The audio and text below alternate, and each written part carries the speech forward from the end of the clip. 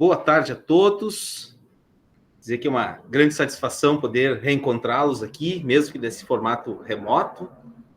Mais uma vez, uma boa tarde especial a Ana Luísa, Maria Alice, Thalia, Felipe, Luana, Vitória, Milena, Christian, Guilherme, Douglas e Emily. Então, uma boa tarde para vocês. Em nome de vocês, saúdo os demais colegas, que espero que acompanhem a aula posteriormente. Eu tenho salvo elas e disponibilizadas no Moodle,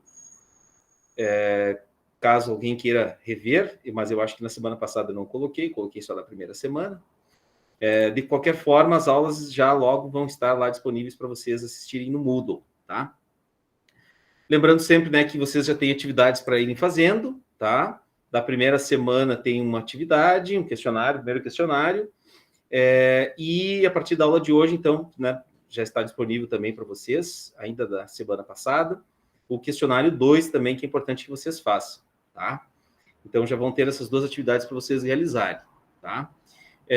Eu havia comentado, se eu não me falha a memória, se ela não me falha, que esse questionário 2 vocês poderiam também aguardar pela aula de hoje, né? Porque terão questões que são relativas aos conteúdos que eu vou tratar hoje, né? Mas nada que impedia vocês de fazerem o questionário, responder as questões, né? Com o auxílio dos textos e os materiais disponibilizados para vocês, tá? De qualquer forma, então, o questionário encerra, deixa eu ver quando ele encerra, ele vai encerrar, deixa eu localizar, dia 25, né? Mas eu vou estender mais um prazinho aí até o final dessa semana, até sábado, dia 27, para vocês completarem, tá bom? Muito bem. Pessoal, ainda antes da gente começar com a aula propriamente, vocês têm alguma pergunta, alguma dúvida, algum comentário, algo que gostariam de falar, algum aviso para a turma, algum encaminhamento?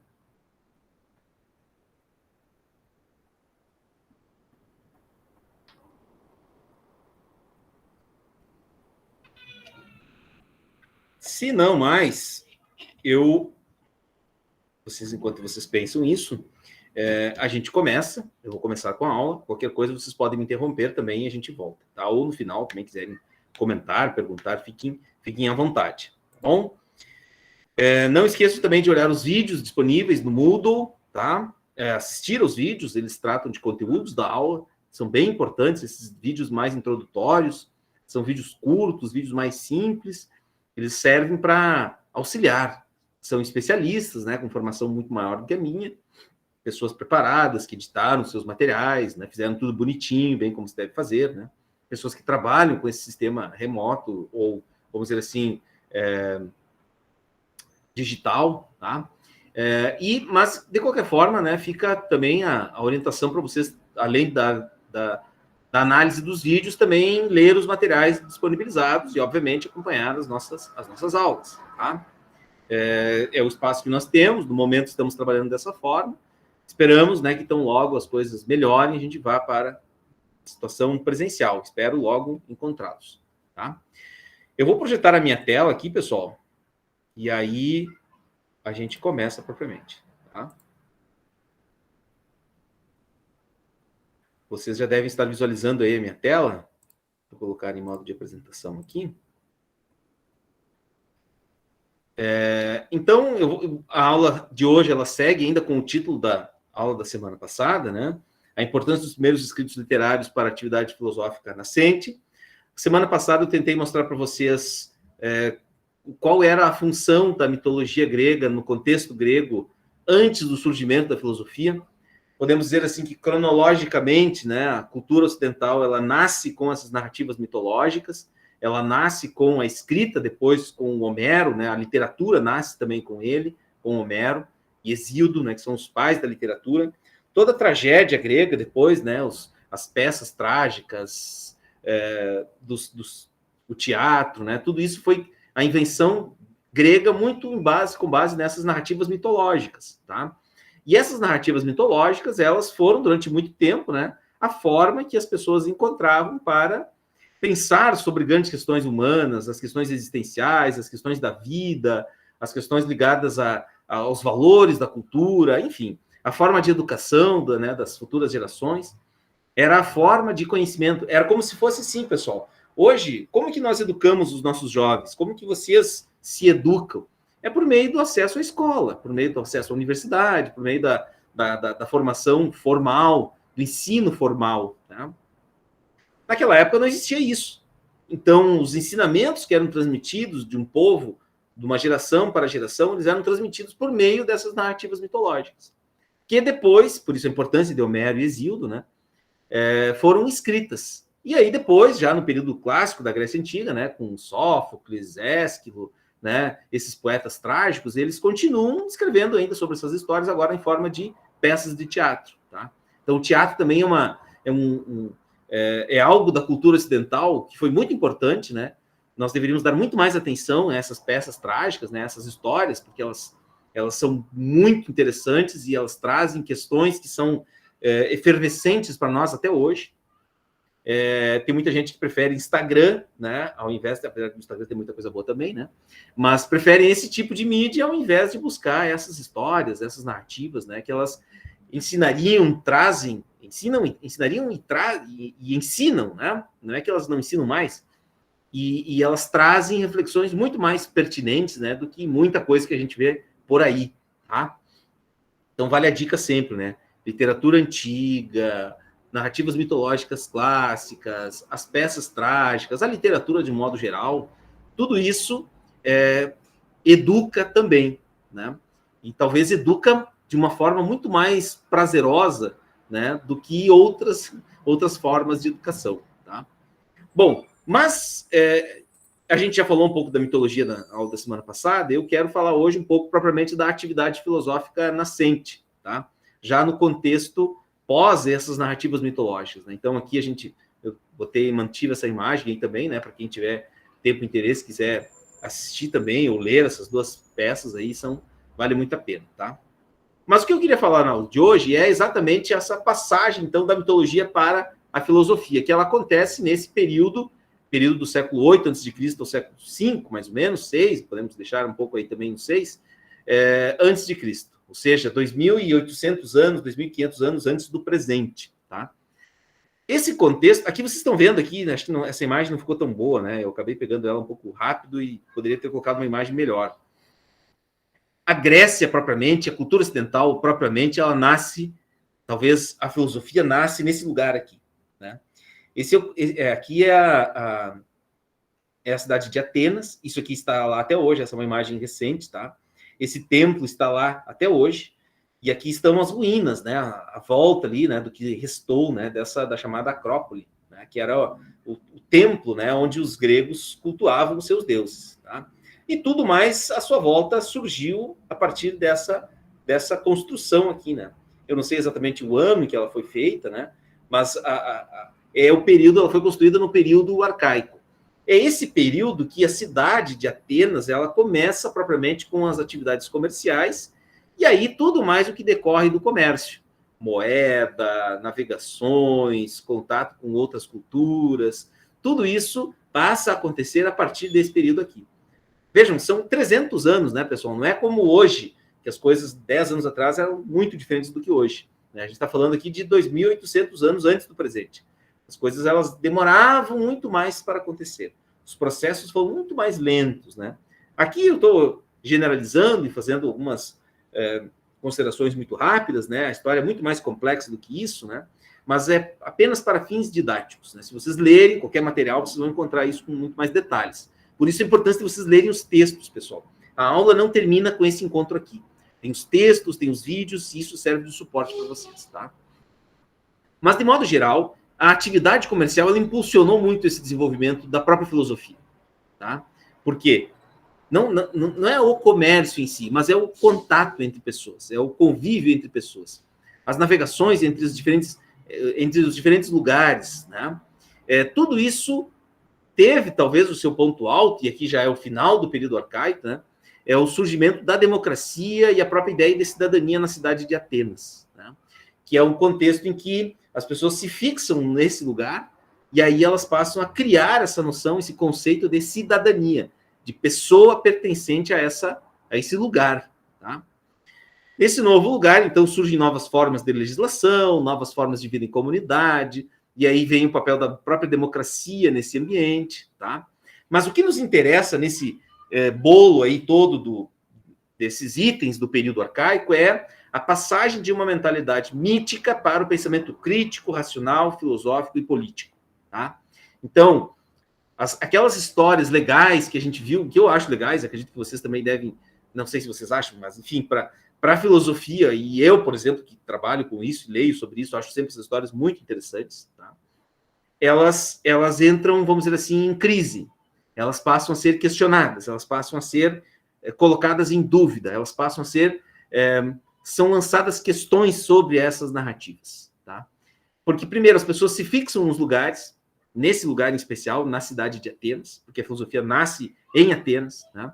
Elas se fixam nessa cidade e elas passam a perceber também algumas dúvidas. Passam a surgir algumas dúvidas. Eu vou trazer uma, tá? Tem muitas outras, né? Mas uma só como exemplo.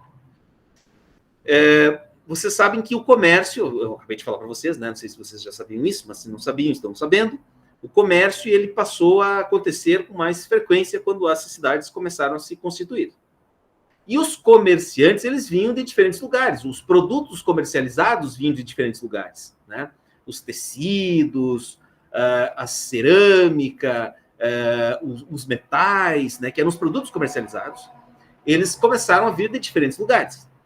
Do Egito, do norte da África, né? Que hoje é o Egito, né? Mas é do norte da África, da região, né, da antiga civilização dos chineses, dos asiáticos, né? A antiga Rota da Seda, a famosa Rota da Seda, que depois vai ser, enfim, na Idade Média e na modernidade, ele vai ter um papel muito importante, vai se falar muito disso, né? Mas as pessoas de diferentes lugares passam a conviver mais com as pessoas de Atenas. E aí as pessoas de Atenas começam a dar conta assim, tá, mas agora, qual que é a história verdadeira? Porque o pessoal lá do Egito conta uma, nós contamos outra, os asiáticos contam outra. Mas os bárbaros, aqueles que não falavam a língua dos gregos, né, os que eram fora dessas regiões, por exemplo, os vikings, né, eles também tinham mitologias. Né? Os vikings, não sei se eram dessa época, mas enfim, os povos nórdicos, né, os povos mais do norte da Europa. Né? Esses povos, eles acreditam em outras histórias. Mas qual que é a história verdadeira? Qual que é a verdadeira história? Né? De certa forma, essa semente, durante anos, 100 anos, 150 anos, ela começa a ser lançada e aí as pessoas começam a alimentar essas dúvidas. Tá? E aí é que nós vamos ter uma grande ruptura com esse cidadão que está olhando aqui. Ó. Estão vendo essa imagem aqui, pessoal? Conseguem visualizar aí na tela de vocês?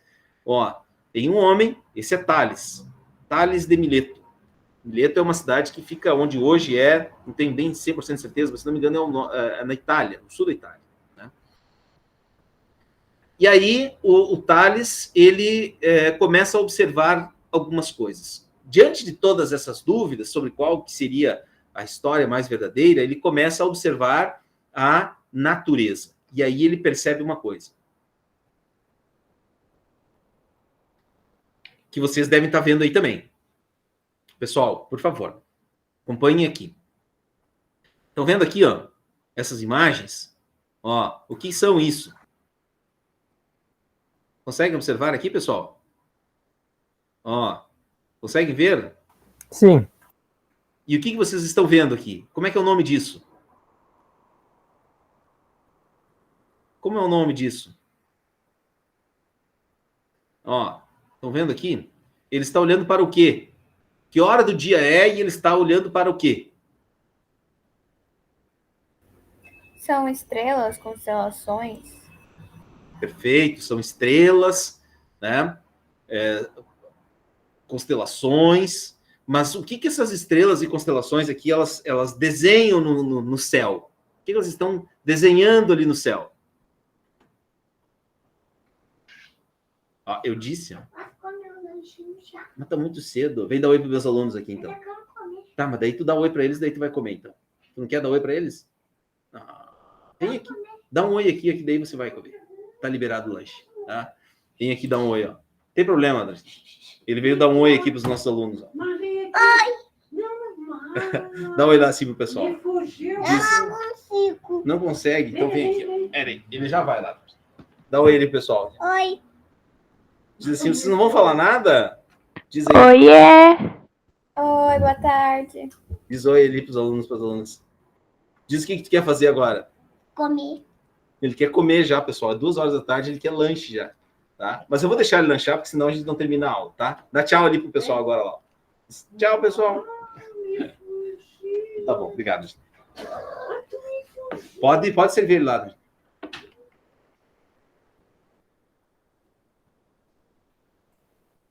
Desculpa, pessoal, mas é assim que as coisas funcionam, tá?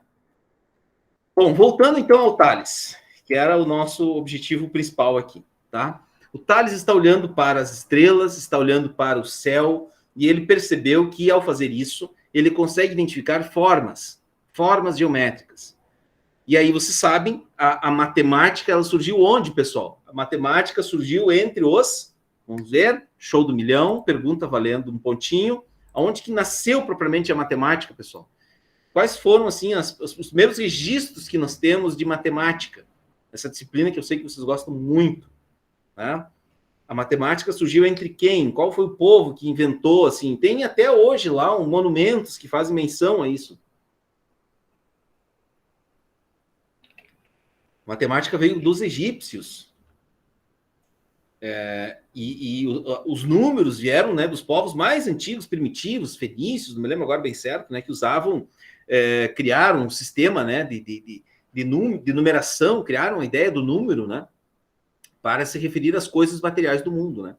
Mas aqui o que o Tales está mostrando para nós é o seguinte, ó, as estrelas, elas não são só estrelas, ou são assim, como os gregos antigos imaginavam, né, aquela estrela é tal Deus, né? Não são isso. As estrelas, elas podem ser explicadas, elas seguem... A gente consegue observar nas estrelas certos padrões. Nós conseguimos imaginar certos modelos perfeitos na própria natureza. Aqui, ó, se vocês olharem, isso aqui é um ângulo, né? Estão vendo? Ó? Aqui é um ângulo perfeito. Ó. Aqui tem um triângulo, aqui tem um círculo, né? Aqui dentro, por exemplo, dentro de um círculo tem um quadrado, tá? Ou seja, a natureza tem uma certa racionalidade. E a gente consegue perceber essa racionalidade em vários objetos da natureza. Ou seja, esse mundo que está aí, que nós vivemos, ele é um mundo que pode ser compreendido pelo próprio mundo, pela própria natureza. Não há fenômenos sobrenaturais no mundo. Essa é a grande mudança, né? E você começa a perceber isso quando você passa a utilizar os sentidos de uma forma um tanto diferente, né? Lembram como que era? Na aula passada eu mostrei isso, né? Mas como que as histórias elas eram narradas e transmitidas de geração em geração antes do Homero? Elas eram transmitidas de que forma, pessoal? De forma oral. As histórias elas eram contadas, as pessoas falavam as histórias, tá? O que o Tales aqui está propondo é uma relação direta com o mundo natural. Não tem ninguém intermediando, não tem uma pessoa que escutou uma história que aconteceu num outro momento. É o Tales no presente olhando para o mundo. É isso que ele faz. Essa é o que a literatura, ou melhor, não, os especialistas que escrevem sobre o nascimento da filosofia dizem. É que há uma inversão do ouvir, só ouvir uma história, para ver e observar. Quando o próprio Tales começa a ver e a observar o mundo com os seus próprios olhos, de certa forma, ele está fazendo isso com criticidade, como se costumou dizer, com critérios. A palavra criticidade, a palavra crítico, deriva de uma outra palavra, critério, que quer dizer o quê? Você pode compreender o mundo natural a partir do próprio mundo natural, a partir das coisas materiais que estão aí, tá? Então, vejam bem, o que os primeiros filósofos passam a fazer é explicar racionalmente o mundo, e não de forma sobrenatural. Que mundo? Dos fenômenos físicos, tá? Os fenômenos físicos, eles têm uma origem natural. Eles não são aleatórios ou vontade de deuses. As explicações, elas não são simbólicas. As explicações, elas precisam ser racionalizadas, elas precisam ser colocadas dentro de um sistema que possa ser compreendido por qualquer pessoa, tá? É óbvio que o Tales, nesse primeiro momento, foi muito criticado, né? Quando tem uma historinha do Tales, né, que à noite, quando ele ficava olhando para o céu e as estrelas, tentando encontrar formas e uma racionalidade no mundo, ele estava olhando tanto para as estrelas que ele caiu num buraco que tinha no pátio da sua casa. E aí a serva dele lá disse: bah, Tales, como é que tu quer compreender o mundo, a natureza como um todo, se você não consegue ver um buraco que está na tua frente?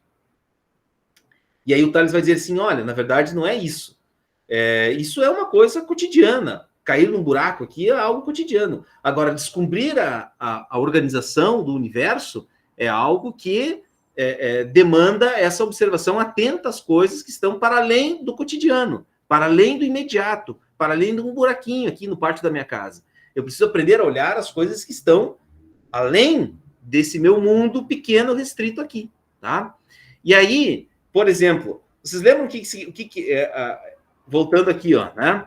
Ó, eram as sereias que chamavam Ulisses, né? As sereias que enfeitiçavam os marinheiros e eles acabavam caindo nos mares e morrendo.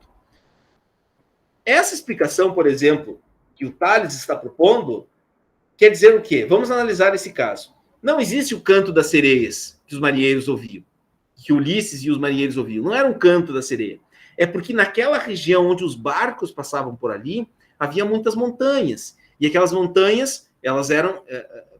não eram montanhas, mas eram, assim, rochas, né? Rochas do mar. E aí, quando soprava um vento muito forte, assoviavam naquelas montanhas aquele vento. E os marinheiros achavam que era o canto das sereias, tentando seduzir eles, né?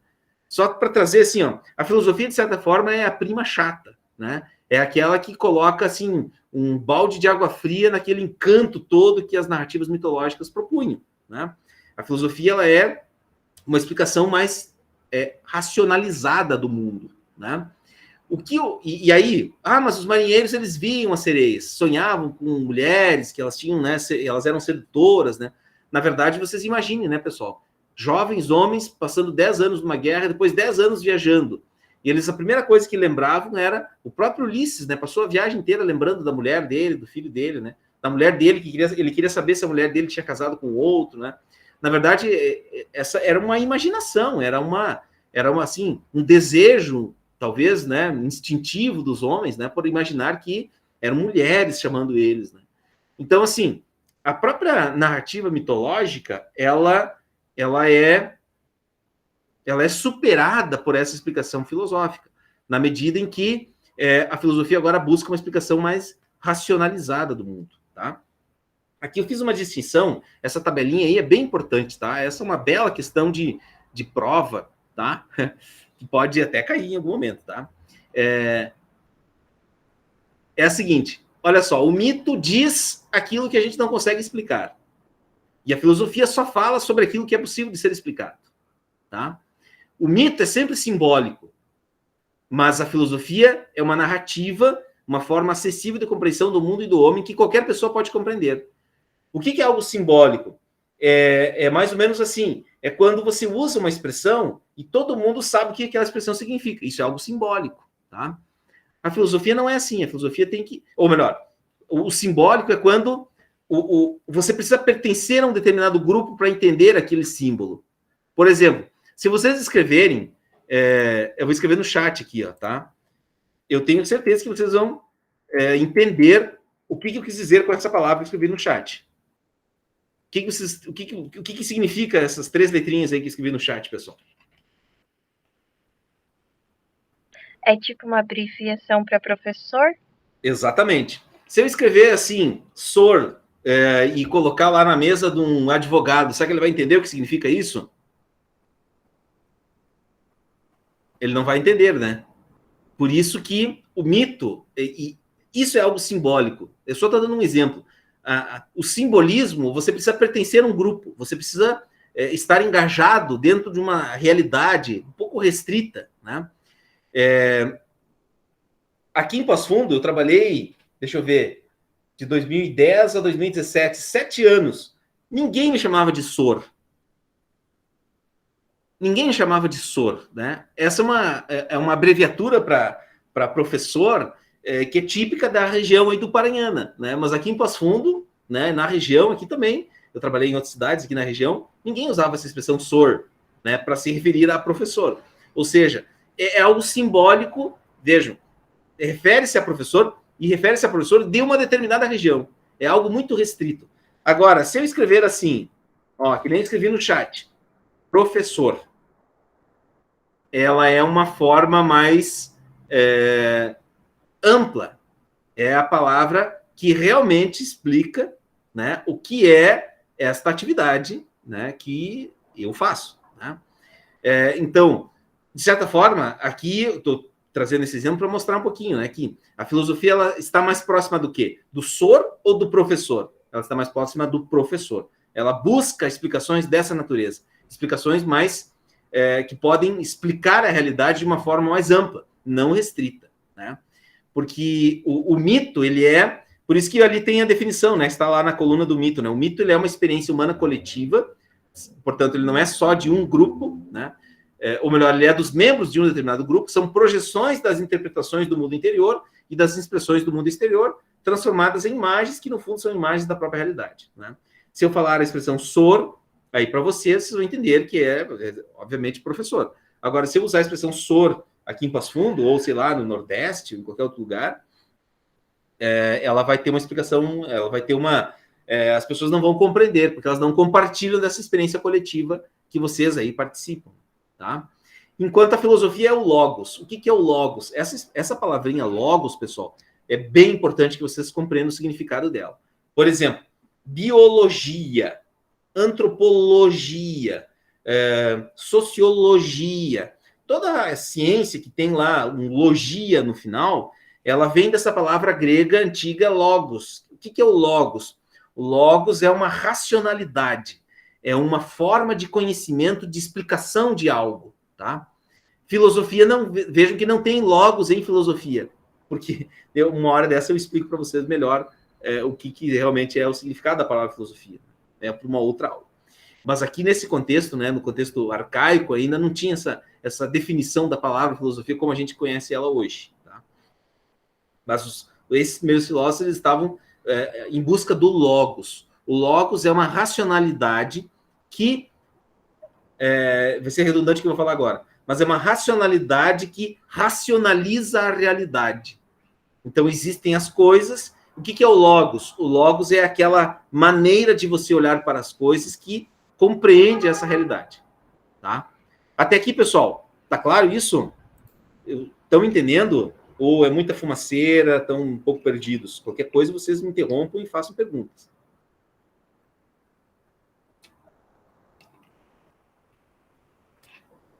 Tá tranquilo, pessoal?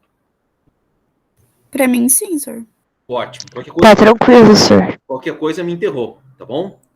Então, a filosofia, vamos dizer assim, ela é mais chata que a mitologia, tá? Ela é mais chata no sentido de que ela não tem essa beleza simbólica que as narrativas mitológicas têm. Tá? A filosofia, ela é racionalista, ela é mais fria, ela é mais objetiva no primeiro momento, tá? E nesse momento aqui também mais ainda, né? Então, todas as narrativas mitológicas, até o contexto arcaico, elas eram sempre muito aceitas culturalmente. A partir desses primeiros filósofos, ela passa a ser, as narrativas mitológicas, elas passam a ser colocadas em suspeição. Elas passam a ser assim, mas será que é isso mesmo? Né? Não teria outra forma. E a forma nascente, a forma vigente, a forma que está por vir, é essa forma que a gente dá o nome de filosofia, tá? A primeira filosofia, na verdade, ela não é nem filosofia. Depois, olhando para o passado, as pessoas que escreveram a história da filosofia, elas chamaram esse período de um período cosmológico, tá? Ou também filosofia pré-socrática, tá? Como eu já falei, acho que na primeira aula, né, Sócrates é o grande, assim, vamos fazer um paralelo, né? Existe Jesus Cristo que divide o tempo em antes de Cristo e depois de Cristo. Na filosofia, nós temos também um divisor de tempos, que é Sócrates. Existe uma filosofia antes de Sócrates e uma filosofia depois de Sócrates. O que a gente vai ver aqui agora, nesses minutos finais, é a filosofia, uma parte, né? Não tudo, da chamada filosofia pré-socrática. E essa filosofia pré-socrática, ela é uma cosmologia. O que é uma cosmologia? É uma explicação racional e sistemática sobre a origem, ordem e transformação da natureza. Não mais mitologicamente, não mais se valendo de histórias, por exemplo, como aquelas do Ícaro, né? Do homem que construiu asas. Isso não existe, né? Um filósofo olha para um mito como esse, né? A não ser depois outros filósofos, mas agora, nesse contexto, não, tá, pessoal? Vamos por partes, né? Depois eu vou explicar isso melhor quando a gente vai ver que, por exemplo, Platão ele vai se valer muito de narrativas mitológicas. Vai ter muitos mitos na filosofia do Platão, né? Mas isso é um outro momento. Mas nesse momento aqui, entre os pré-socráticos, os filósofos que estavam antes do Sócrates, então, o que eles buscavam era uma explicação racional e sistemática sobre a origem, ordem e transformação da natureza. Além disso, estavam muito preocupados em descobrir qual que é o primeiro elemento, o princípio natural. É aquilo que gera todos os outros seres, mas que não pode ser um Deus. Não pode ser um Deus. Tá? É algo que é o criador de todas as outras coisas. É que a partir daquilo ali, tudo mais ocorre. Tá? Essa primeira coisa, vamos dizer assim, eles deram o nome de physis, esse princípio. Né? O que é a physis? Que daí vem a palavra física, physis dá origem à palavra física, né? Que é essa área do conhecimento, né? Muito importante, né? Que passou na modernidade a ganhar um status muito mais importante, né? Mas nesse contexto ela também era muito importante na filosofia pré-socrática. A physis, o que ela é? Ela é a natureza na sua totalidade. É tudo o que há. Tudo ocupa um lugar físico. Os primeiros filósofos se preocupavam em compreender isso, o mundo material, o mundo físico, as coisas do mundo concreto. Não o Deus que, a partir de um relacionamento com uma outra deusa ou uma semideusa, fez nascer não sei quem. Não é nada disso. Os pré-socráticos e a filosofia estavam preocupados com isso no seu começo, queriam descobrir a natureza na sua totalidade, sem o recurso a Deus, sem o recurso à mitologia, e tentar compreender quais são os primeiros elementos. Tá?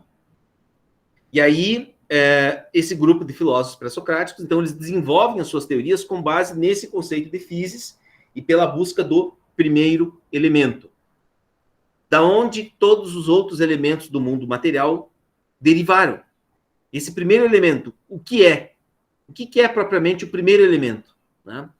Essa é a dúvida, por exemplo, que mobiliza os cientistas até hoje. Né? Como é que tudo começou? Né? Não só o planeta Terra, mas a totalidade das coisas. Todo o universo. Não é só, né? Da onde que veio o ser humano? Não é o ser humano, assim, se a gente parar e pensar, ele é uma poeira diante de tudo que existe mais. E os gregos já tinham essa consciência, já tinham essa noção. Não só eles, né, mas todos os povos da antiguidade.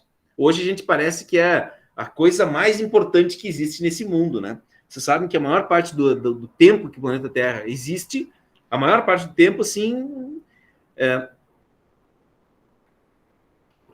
não teve seres humanos. Eu espero que eu piore um pouco mais a tarde de vocês com essa informação. Eu tô brincando, tá, pessoal? Estou ironizando um pouco a coisa, né? Mas eu nunca me esqueço de uma representação que eu aprendi isso na escola, lá pela 7ª série. E eu achei fantástico isso. E sempre tomei essa metáfora como uma metáfora muito importante. A Pro usou um relógio, desenhou um relógio no quadro. E daí ela colocou lá assim...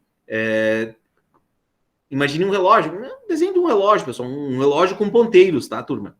Um relógio com ponteiros. E aí ela colocou lá os 12 números, as 12 casinhas das 12 horas, né? Que tem no relógio. E aí ela colocou assim, olha, o ser humano, ele é esses segundinhos finais que falta para você fechar 1 hora de um ponteiro. Então nós somos a maior parte do tempo que existe o planeta Terra, por exemplo, que não é a primeira coisa e não é a última coisa do universo, a maior parte desse tempo os seres humanos usaram segundos. Existem humanos há segundos no planeta. E então, essa é uma forma de você se colocar numa condição que a gente, tem muito mais para aprender do que para querer impor algo ao mundo. né? A gente é um chinelo pisado diante do universo, né? E os pré-socráticos já tinham essa noção.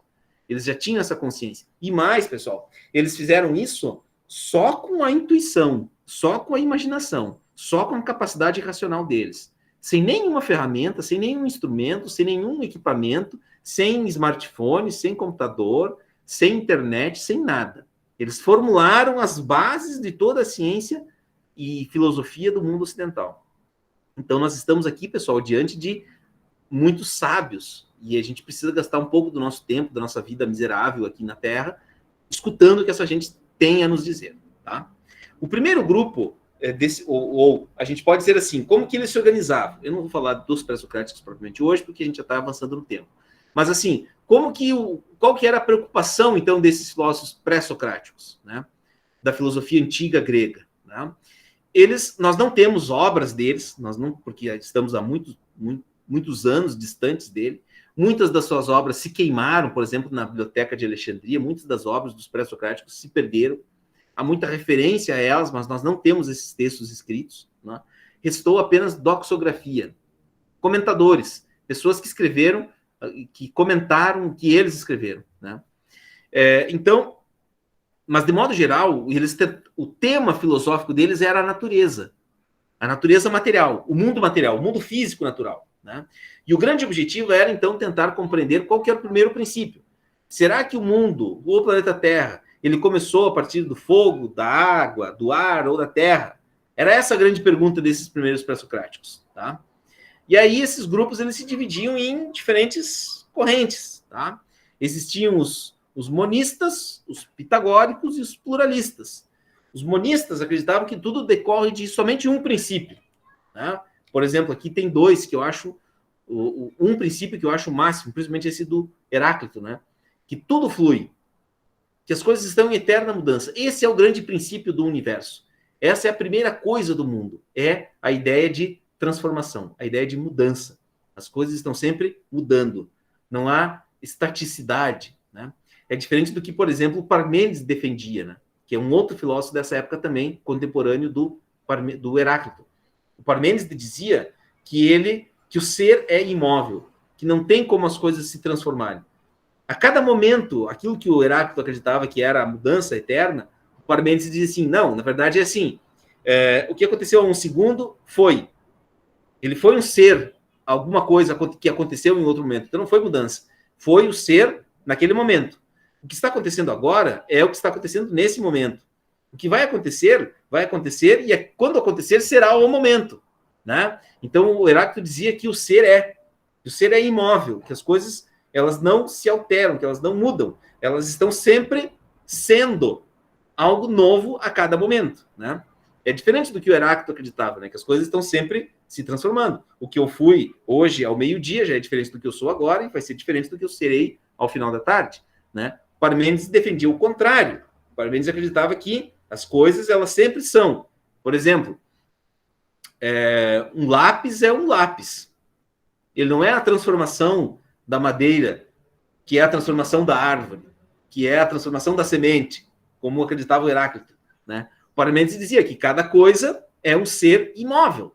Um lápis é um lápis, a madeira é madeira, a árvore é árvore, a semente é semente, né? Então não há transformação. Há sempre o ser sendo naquele momento, tá?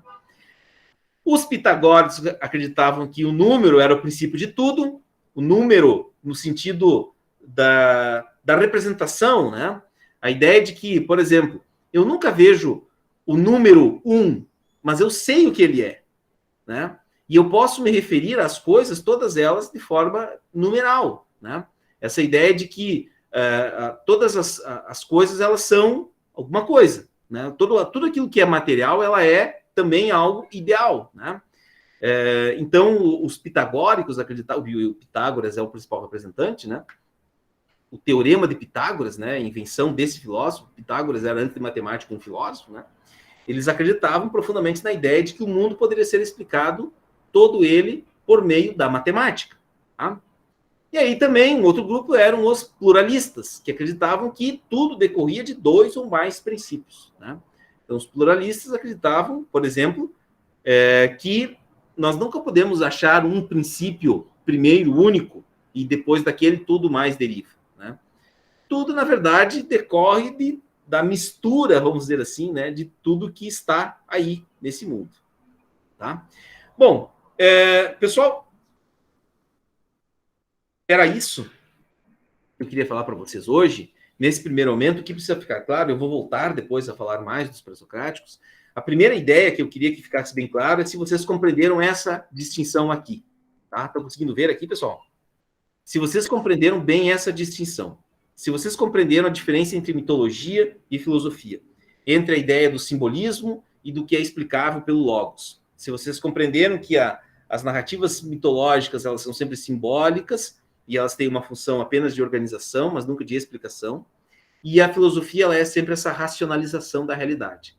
De diferentes maneiras, pode ser por meio da natureza, por meio, né, das explicações, por exemplo, dos pré-socráticos. A gente vai ver outras explicações, tá? Mas, assim, o que precisa ficar claro da aula de hoje é essa mudança aqui, essa distinção entre mito e filosofia. E aí, se isso está claro, cumprimos o objetivo da aula de hoje.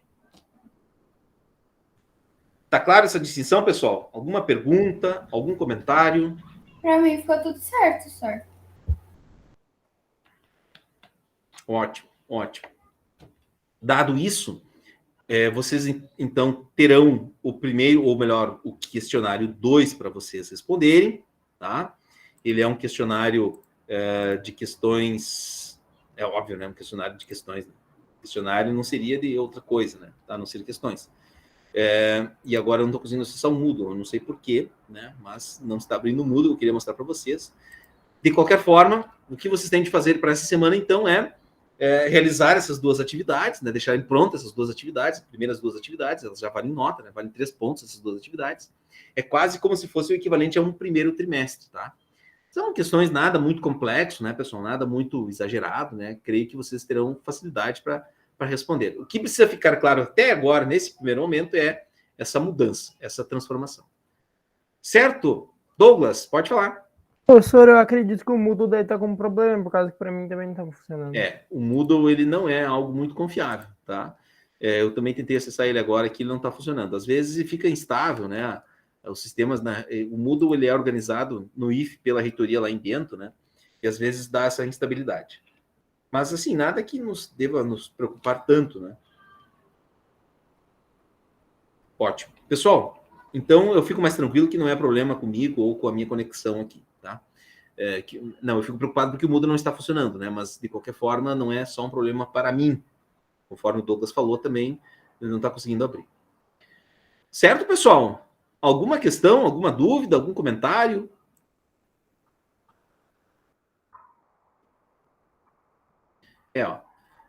Eu pensei exatamente nisso. Se o Moodle não está funcionando, o Siga também não está funcionando, tá?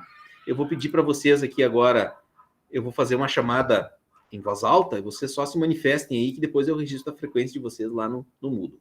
Pode ser assim, pessoal? Eu vou chamá-los, quem está aí meio distraído, vou chamar nome por nome, vocês se manifestem. Pode ser pelo chat ou pelo microfone, tá? Eu vou fazer a leitura dos que estão presentes aqui, do nome. Ana Luísa. Aqui. Christian. Douglas. Aqui. Emily. Emily, tá aí? Oi, Emily. Felipe. Aqui. Guilherme. Aqui. Luana. Oi, Emily. Aqui, senhor. Oi, Luana. Maria Alice. Aqui. Milena. Aqui. Silvana. Aqui. Thalia. Aqui. E Victória. Aqui. Ótimo. Obrigado. Pessoal, então, de minha parte era isso por hoje. Desculpem as interrupções, tá? Qualquer coisa, vocês podem entrar em contato comigo pelo e-mail. Fico à disposição de vocês quando precisarem de qualquer coisa. Tá bom? Alguém precisa de mais alguma coisa? Se não, por hoje era isso. Tchau. Boa semana para vocês. Tchau, senhor. Fiquem bem. Tchau, senhor. Entre em Obrigado. contato. Um abraço. Tchau, Fiquem senhor. bem, se cuidem. Tchau, tchau. Até mais. Tchau, senhor. Tchau, tchau.